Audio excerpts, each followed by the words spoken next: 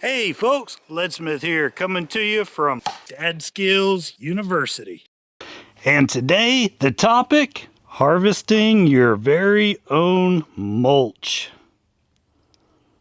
Now, I would think that most of you as gardeners are probably excited about the prospect of saving a little bit on your own produce and just using what the good Lord provides to grow on your property. After all, why would we be paying for mulch when our land produces all we need? But first, why don't we start with pine straw, which is probably going to be the most available for you to harvest, and it's also really versatile because we can get it as fine as we need it to be for some of our smaller planting. Unlike these large chunks of pine bark, which do great with big plants like squash.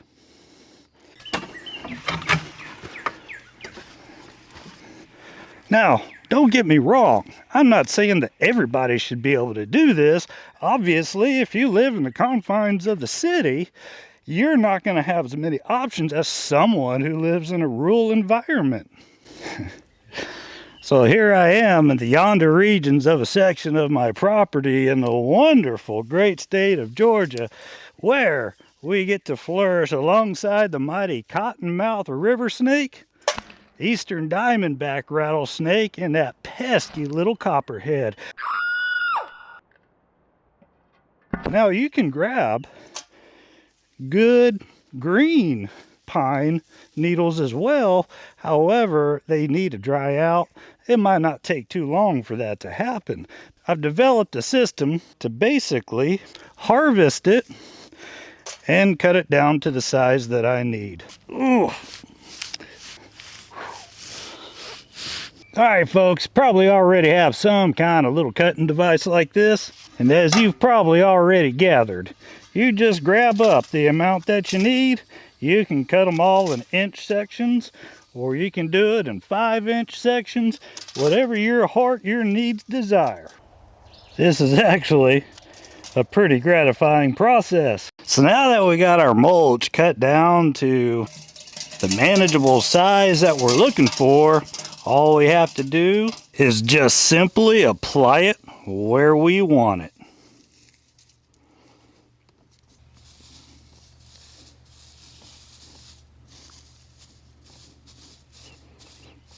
So now, to get the larger chunks of mulch that I'm looking for, we're going to need some nice rounds.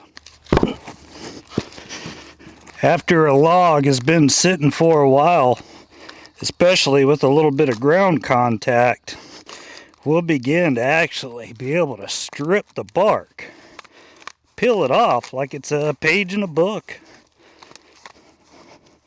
You're going to find a lot of yummy little grub worms. If you got chickens, you might want to let your chickens just kind of peck away at the bark. Yes, with pine, it is that easy. But I don't know that I want to put this with my plants just yet. Now, don't go cutting down trees just to make mulch. However, if you have trees that have come down, specifically not diseased trees, then why not make use of every bit of it that you can? You can make mulch, or you can make some poor man Viking armor. So what we have here for my purposes is just about perfect for what I need today. I actually have some pepper plants that I want to put this mulch along with, and I think this is going to be about all that I need.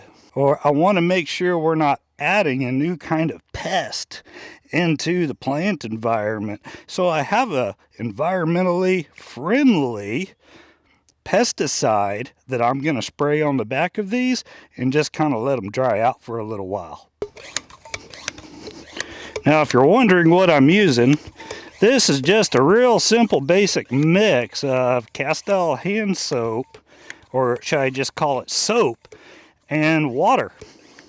It works really well on soft-bodied insects. the kind that might want to burrow into my plant's root system. There's a lot of little insects that'll live their entire lives inside of the bark, never see the light of day, and whenever you pull the bark off, immediately the UV rays and the air become hazardous to them.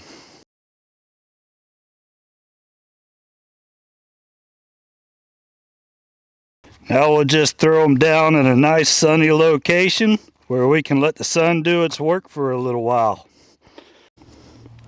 So after a few good hours in this scathing hot sun, and with the pesticide that we use, I say it's time to go ahead and load this up.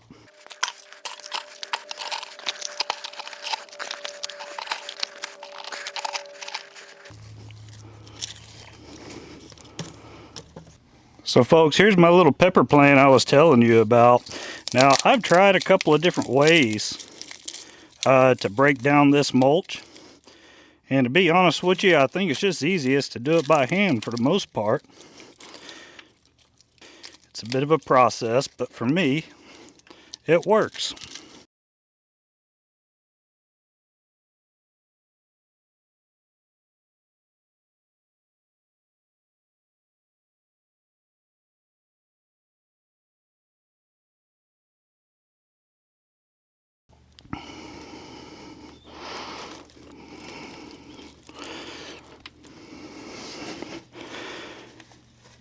So folks, a thing to keep in mind here is pine bark and pine straw does appear to have some kind of tendency to encourage acidic behaviors in soil. Ha, you like how I worded that? I don't know that it actually makes it acidic, or maybe if it just kind of boosts the acidity momentarily, but it will tend to encourage that acidic reaction, which for some of your plants and the type of soil that you have might not be desirable. So just as with anything, test out what you have and see what works best for you, and let us know how it shakes out. Thanks for watching. Like it, subscribe it. LeadSmith out.